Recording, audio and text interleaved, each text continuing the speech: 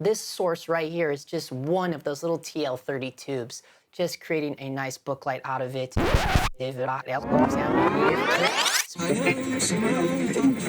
Oh, hi. These are the new little RGB tubes from Godox, the TL30s. Check it out.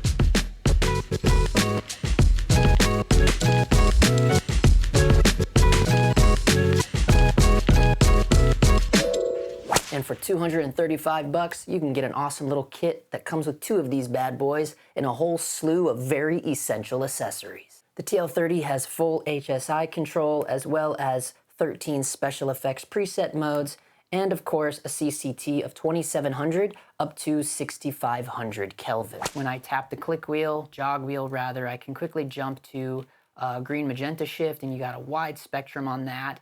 If I tap mode here, we can jump into the full HSI mode, and now we can just quickly go through the presets here. If you push in the jog wheel, there are 3 different modes for each of these, so that's pretty rad. Basically, you can just adjust the speed of these. Now, if you missed my unboxing of this TL30 K2 kit, it was over on my IGTV. My Instagram is KidTech, so if you're not following me yet, I'll have a link down below. I highly recommend you check out that unboxing video because this K2 kit is really dang good and it comes with everything you need. I'm talking magnets, tube clamps, wrist straps, charging cables, a handy little tube coupler that turns these little 12-inch tubes into a full-size 2-foot tube, waterproof bags,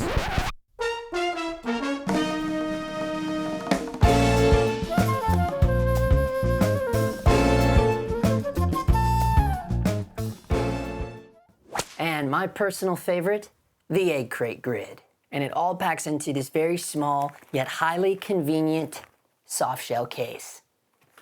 I was very impressed. Now, someone like me, I love little tubes like this for accent lighting, background lights, or with the little egg crate grid, it makes for a nice last minute eye light. Yeah, we'll start with like 5%. Here we go. All right, now it's all about her face. Get a little shot of me going like this. Range eyelight here, you know, great if you don't want to break the bank. And the fact that these are so lightweight, each tube weighing in at only ½ pound, you can pretty much rig them anywhere. Dude. It's a little ghetto, but we'll see what happens. I can even straighten it out like that. You know what I need though? Hey, give me a ball of paper tape and I'll paper tape right behind it so it kind of angles out down on the thing. Because I can control this with my phone, so we can set it later. And with the Godox Light app, controlling from far away is a breeze. Now, I absolutely love the Godox app. Nobody is paying me to say that. Godox does not sponsor this video or the channel. I just straight up love the app. I talked about it extensively and did a full demo of it when I reviewed the SZ150R. And if you missed that video, there'll be a link down below. The Godox Light app always connects. It finds the fixtures immediately. I don't have to log in. I don't have to wait for the app to connect to the fixtures or find them. There's no random updates. I don't have to put in a password. I don't even have to go into my iPhone settings and search for a Bluetooth or Wi-Fi connection. It just simply works. I think you get the point. The app is good, it's smart, and it connects on its own immediately. It's the way an app should be that was designed to control film lights. And anything that avoids extra frustration on set, I am a huge fan of. One thing I've noticed about these Godox TL30s is that their internal battery life seems to be a tad stronger than the baby Nanlite Pavo tubes. I'm talking about those Mark II 6Cs. I did a review on those last year, so I'll leave a link to that video down below as well. Here's the thing, I absolutely love the Nanlite Pavo tubes, but these Godox TL30s, when compared to those Mark II 6Cs, they do step it up a notch, mainly for that really amazing app control and that somewhat stronger-ish battery life. I just have to say that in my experience working with both the TL30s and those other Mark II 6Cs, the baby Nanlite Pavo tubes, you know, you're not gonna get a very long battery life out of these baby tubes, but the good news is that they do stay on when connected to a small little USB battery brick. Now, Godox claims that the CRI of these little TL30s is 97 plus, and it just so happened that when I first got these tubes in the mail from Godox, it was around the time that I had rented that $2,000 Sekonic Spectromaster for the video I put out last time, demonstrating my issue with red-green colorblind.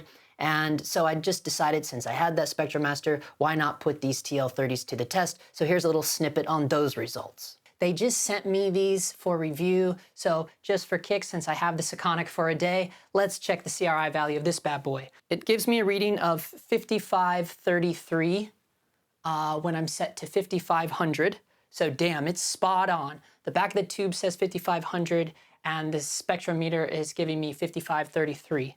And now I'm going to pull up and see what the CRI value of this bad boy is, because that's really what we want to do while we have something awesome like this to our disposal here. 96.5. Now, as I said before, someone like me, I'm really only going to use little lights like these for accent lighting, background lights, little last-minute eye light. But if you're someone just starting out and you're seeing that little kit and you're wondering to yourself, hey, I wonder if I could get by with just that little kit for now, if I'm just doing some little tight little talking heads. So I tested that out for you guys, and here's the results on that. Okay, folks, so here I only have the 2 TL30s on in the room. My key light is something I would never do, which is just the light blasted right on a human being's face. But just for the sake of this demo at the start, I wanted to show you what you can do with these tubes right out the gate. So the front key light here, I do have the honeycomb grid on it, and it is at a full 100% at 5600 Kelvin. And then my little edge light right here is being provided by the second TL30 kit, also with the honeycomb grid, but I have that one at 50% and the color temperature brought down to 2700 Kelvin. This is just kind of usually how I like to light, you know, like a nice daylight for the key, and then the edge is a warmer light. As you'll see, I do also am getting an eye light because of the position of that key light. Okay, so now here we go. This is pretty interesting. I've made a book light. I've taken the honeycomb grid off, so we've gotten way more level out of that little key light now. And back here, my edge light, I've dropped that from 50% down to 25%.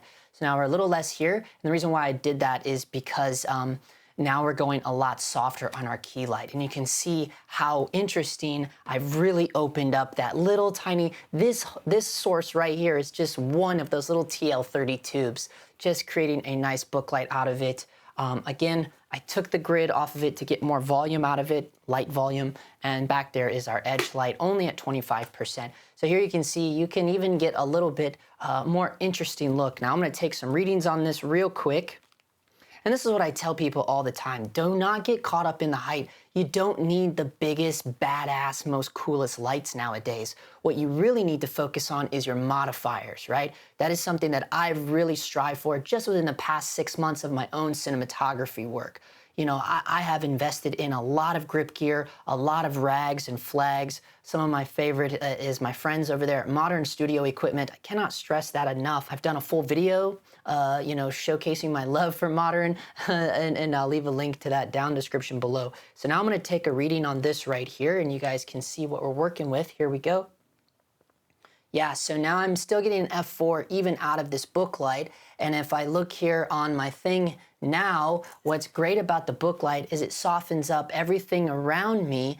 Now it opens up my background, and I'm no longer crushing my background. Now, one thing I would do if I had more gear in here and wanted to make this video a little longer is I would put a big old you know, start hanging up some Duvetine or some floppies and start controlling the spill that's happening back on my background. But all in all, you could get it done with these little TL30s. So you can pick up your own TL30 K2 kit using the link in the description to this video. And if you're looking for an intense, virtual, behind-the-scenes journey on what life is like as a micro-production company and freelance cinematographer right here in the heart of LA, then the Dog Times Patreon is the place to be. I'll have links down below to everything. As always, thanks for watching, and the easiest way to support the channel is to just smash that subscribe button, and I hope to see you next time.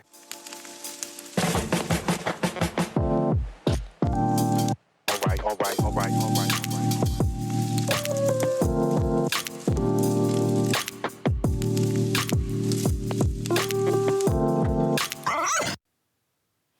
Yeah, that was good enough for me.